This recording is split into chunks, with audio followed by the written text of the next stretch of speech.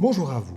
La semaine dernière, nous avons évoqué les conséquences dans le domaine des assurances sociales lors d'une création de la SARL.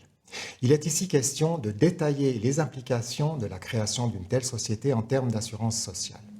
Assurance accident, ici, peu de marge de manœuvre, si ce n'est le fait que selon l'activité professionnelle, on peut être obligé de s'affilier à la CNA, aujourd'hui appelée plus souvent SUVA.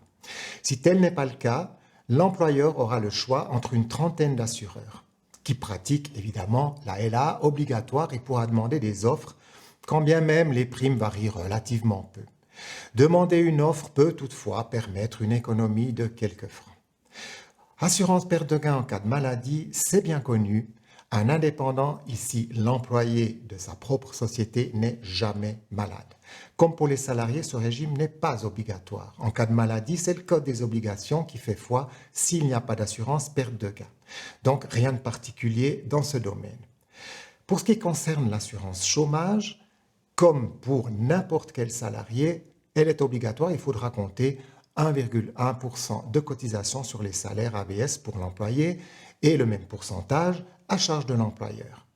Où les choses se compliquent, c'est lorsqu'il s'agit de faire valoir des prestations de la dite assurance. Effectivement, l'assuré qui occupait une position assimilable à celle d'un employeur n'a pas le droit à l'indemnité de chômage que s'il a définitivement quitté l'entreprise dans laquelle il occupait la position en question ou s'il abandonne définitivement cette position.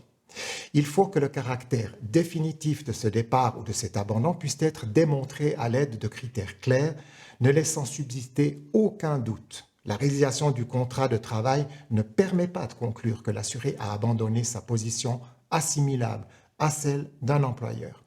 L'inscription au registre du commerce constitue, selon la jurisprudence, le critère le plus important et le plus simple pour juger si une position est assimilable à celle d'un employeur.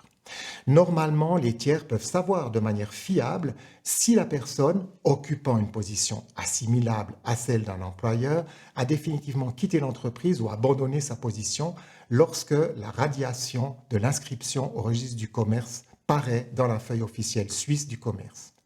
En conclusion, en tant qu'employé de sa SARL, la protection sociale est assez similaire à celle des autres travailleurs, mais, on l'aura compris, le coût de cette protection est passablement élevé. Voilà, c'est tout pour aujourd'hui. Alors à très bientôt pour une nouvelle info.